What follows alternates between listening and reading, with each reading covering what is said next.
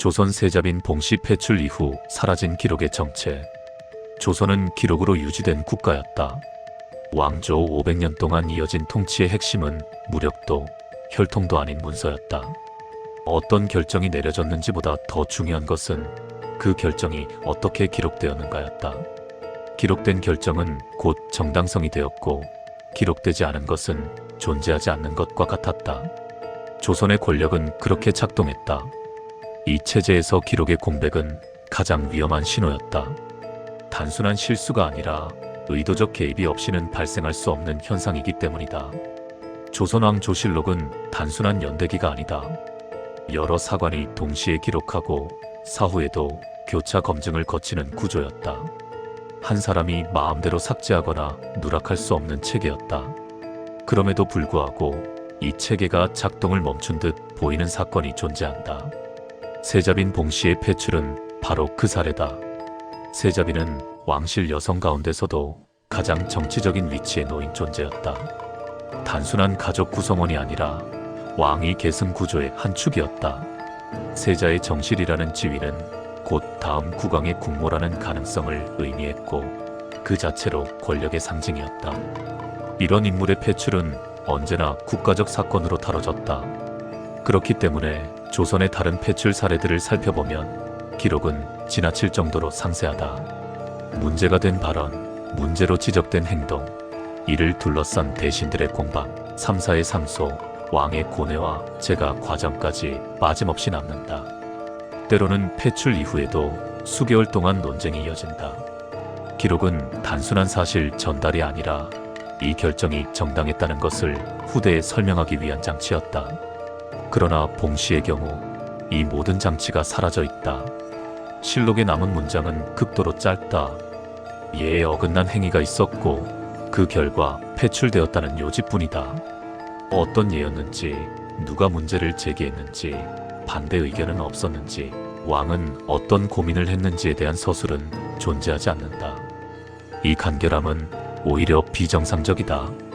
조선의 기록 방식에 비추어 보면 설명의 부재는 곧 의도적 침묵을 의미한다. 이 지점에서 사건의 성격은 개인의 도덕 문제를 넘어선다. 봉씨가 실제로 어떤 행동을 했는지는 중요하지 않을 수 있다. 조선은 그 내용을 기록하지 않기로 선택했다. 즉, 판단의 대상이 아니라 기록의 대상에서 제외된 것이다. 이는 조선이 봉씨를 처벌한 것이 아니라 관리했다는 해석을 가능하게 한다. 조선 정치에서 관리란 처벌보다 훨씬 정교한 방식이었다. 공개 처벌은 갈등을 드러내고 반발을 남긴다. 반면 기록에서 지워버리는 방식은 갈등 자체를 존재하지 않게 만든다. 문제를 해결하는 것이 아니라 문제를 역사 밖으로 밀어내는 것이다. 봉씨 사건에서 조선이 선택한 방식은 후자에 가깝다. 이러한 방식은 특정 개인에게만 적용되지 않았다. 같은 시기실록을 자세히 들여다보면 일부 민감한 결정들이 결과만 남긴 채 과정이 생략된 형태로 나타난다. 논의는 있었을 것이나 기록되지 않았다. 조선의 공식 기록 체계와는 별도로 기록될 수 없는 결정들이 움직였음을 암시하는 대목이다. 이때 주목해야 할 점은 기록의 부재가 곧 권력의 부재를 의미하지 않는다는 사실이다. 오히려 반대다. 기록을 남길지 말지를 결정하는 권력은 기록된 권력보다 한 단계 위에 있다. 봉씨 사건은 그 권력이 작동한 흔적일 가능성이 크다. 당시 조선 왕실은 여러 갈등 축이 동시에 교차하던 시기였다. 세자의 정치적 입지는 불안정했고 외척 세력 간의 균형도 미묘했다. 왕권 역시 모든 결정을 공개적으로 감당할 만큼 단단하지 않았다.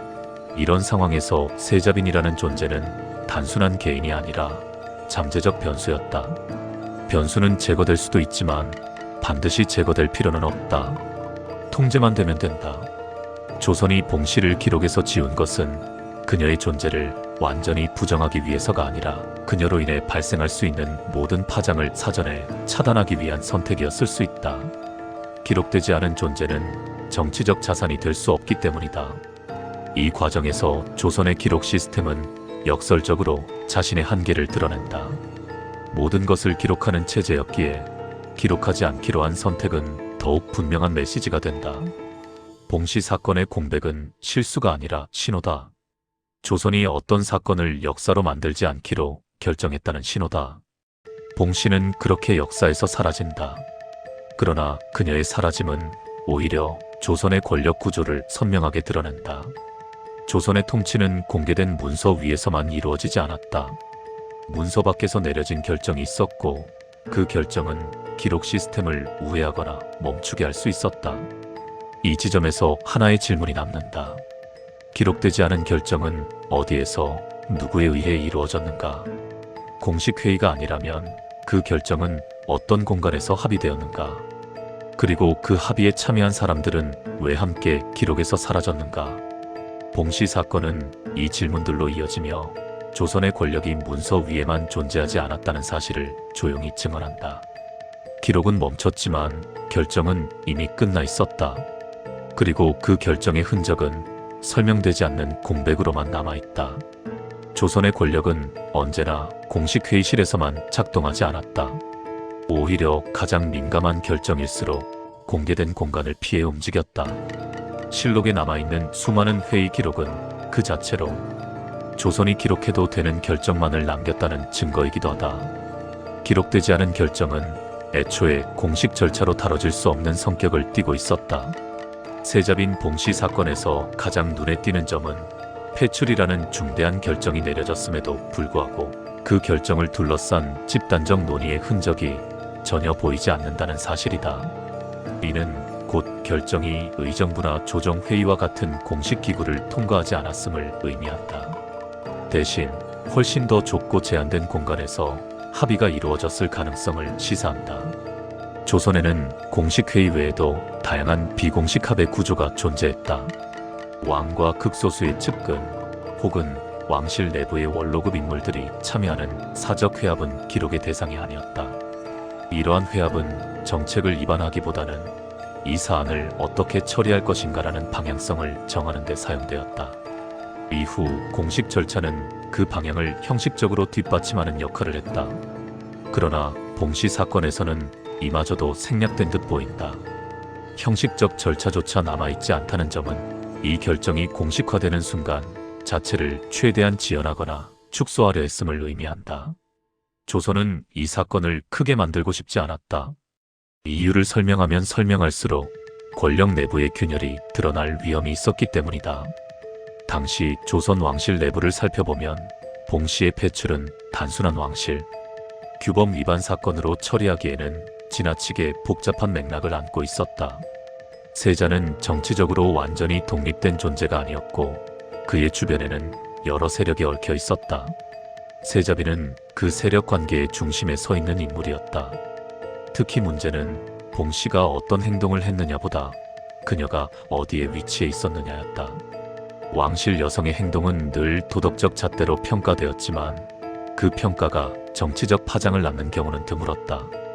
그러나 봉씨의 경우 그녀의 위치 자체가 정치적 의미를 띠고 있었기에 작은 문제도 큰 변수로 확대될 수 있었다. 이런 상황에서 조선이 선택할 수 있는 길은 두 가지였다.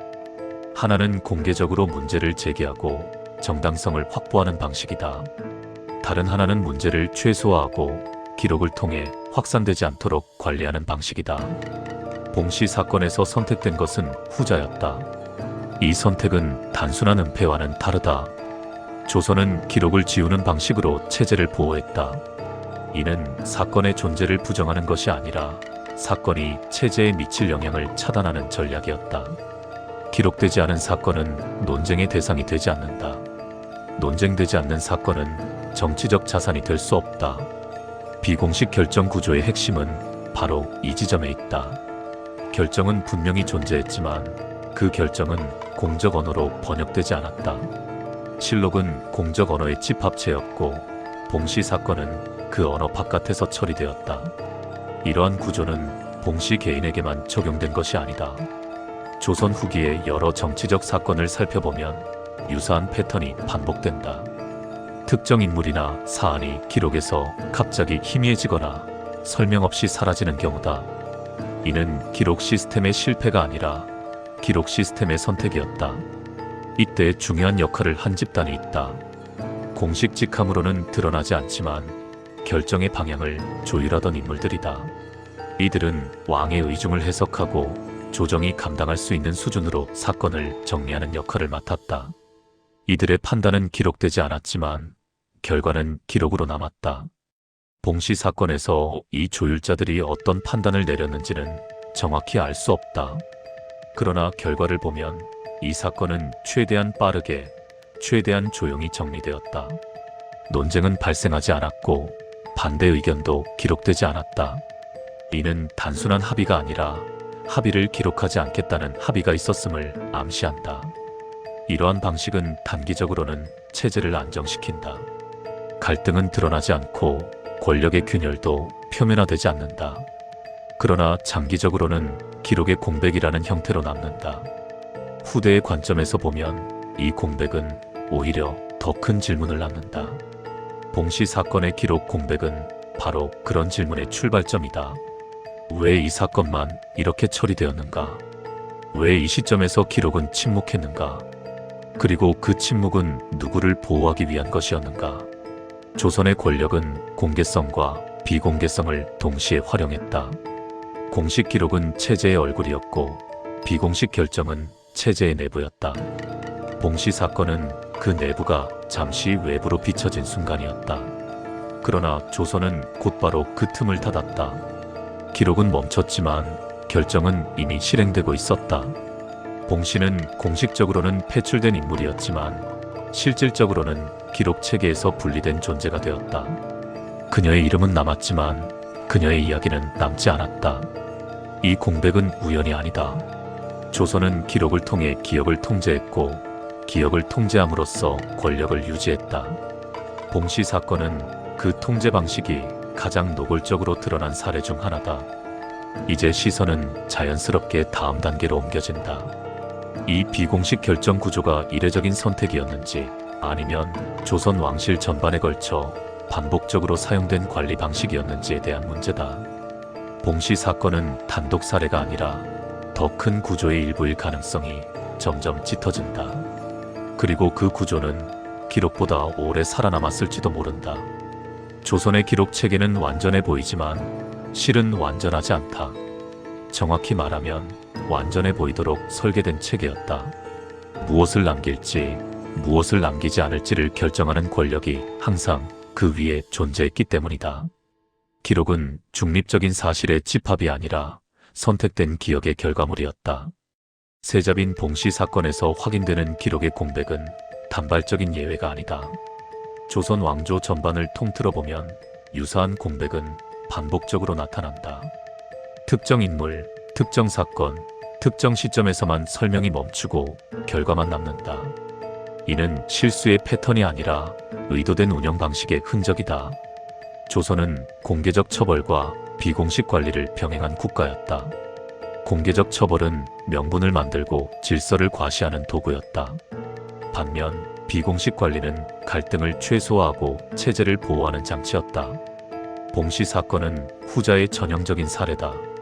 그녀는 법적으로 단죄된 인물이 아니라 체제 안에서 조용히 제거된 변수였다. 이런 방식은 왜 필요했을까? 조선의 정치 구조는 표면적으로는 강고해 보였지만 내부적으로는 매우 섬세한 균형 위에 놓여 있었다. 왕권, 세자, 외척, 대신, 학자 집단은 끊임없이 서로를 견제했다. 이 균형이 공개적인 충돌로 드러나는 순간 체제는 급격히 흔들릴 수 있었다. 따라서 조선은 모든 갈등을 공개적으로 해결하지 않았다. 해결할 수 없는 갈등, 혹은 해결하는 순간 더 큰 문제를 낳는 갈등은 기록되지 않았다. 기록되지 않는다는 것은 부정이 아니라 관리였다. 봉씨는 바로 그 관리 대상이 되었다. 중요한 것은 이 관리가 개인의 일탈 때문이 아니라 구조적 필요에 의해 이루어졌다는 점이다. 봉씨가 어떤 잘못을 저질렀는지는 기록되지 않았고 그 자체로 중요하지 않았을 가능성이 크다. 조선이 문제 삼은 것은 행동이 아니라 그녀가 위치한 자리였다. 그 자리가 불안정한 권력 균형을 자극했기 때문이다. 이 시점에서 봉씨는 개인이 아닌 기호가 된다. 제거해야 할 사람이 아니라 제거해야 할 변수였다. 조선은 변수를 제거할 때 공개 처벌이라는 거친 수단보다 기록 관리라는 정교한 수단을 선택했다. 이 방식은 갈등을 증폭시키지 않고 체제 내부에서 흡수한다. 이러한 선택은 기록의 형태로 남는다. 설명 없는 결과, 과정 없는 결정, 논쟁 없는 결론. 실록은 이 침묵을 그대로 담고 있다. 침묵은 실록의 실패가 아니라 실록이 수행한 기능이다. 기록하지 않음으로써 조선은 기억의 방향을 통제했다. 봉씨 사건 이후에도 조선은 유사한 방식을 반복한다. 특정 사건은 과도하게 상세히 기록되고 특정 사건은 놀라울 정도로 간략하게 처리된다. 이 차이는 사건의 중요도가 아니라 사건이 체제에 미치는 영향에 따라 결정된다. 위험한 사건일수록 기록은 줄어든다. 이 점에서 조선의 기록 체계는 현대적이다. 현대 국가 역시 모든 결정을 동일한 방식으로 공개하지 않는다. 민감한 사안일수록 요약되고 추상화되며 때로는 기록에서 분리된다. 조선은 이미 수백 년 전부터 이러한 방식으로 국가를 운영하고 있었다. 봉씨 사건은 그 사실을 보여주는 하나의 창이다. 그녀는 역사 속에서 희생된 인물일 수 있다. 그러나 동시에 그녀는 조선이 스스로를 보호하기 위해 선택한 운영 방식의 증거이기도 하다. 봉씨가 사라진 것은 개인의 비극이지만 그 사라짐은 체제의 논리를 드러낸다. 이제 질문은 봉씨에게서 멈추지 않는다. 조선은 얼마나 많은 이름을 이렇게 관리했을까? 기록에서 사라진 사람들은 모두 죄인이었을까? 아니면 체제 유지에 불편했던 존재들이었을까? 그리고 우리는 그 공백을 얼마나 무비판적으로 받아들여 왔을까? 실록은 진실을 담고 있지만 진실의 전부는 아니다. 기록된 것만을 진실로 받아들이는 순간 기록되지 않은 선택은 영원히 보이지 않게 된다. 봉씨 사건은 그 위험을 가장 조용하게 그러나 가장 분명하게 보여준다. 조선의 권력은 칼보다 기록을 신뢰했고 기록보다 선택을 신뢰했다. 무엇을 남길지 무엇을 남기지 않을지에 대한 선택. 그 선택이 곧 권력이었다. 봉씨는 그 선택의 결과로 남은 공백이다. 그리고 그 공백은 지금도 우리에게 질문을 던진다. 우리는 기록을 얼마나 믿어야 하는가? 그리고 기록되지 않은 것은 정말 존재하지 않았던 것인가? 조선은 답을 남기지 않았다. 대신 침묵을 남겼다. 그 침묵 속에서 체제는 유지되었다. 이 영상은 특정 인물이 아닌 보이지 않는 권력 구조의 실화를 다루고 있습니다. 실화 기반 미스터리 인물 100과 매일 공개. 구독, 좋아요, 알림 설정은 깊이 있는 다큐 제작에 큰 힘이 됩니다. 여러분은 세자빈 봉씨의 패출이 개인의 도덕 문제였다고 보시나요? 아니면 체제를 유지하기 위한 의도된 기록 관리였다고 생각하시나요? 댓글로 여러분의 분석과 해석을 남겨주세요. 알고리즘은 참여 한 줄을 좋아합니다. 여러분의 한마디가 다음 미스터리를 만듭니다.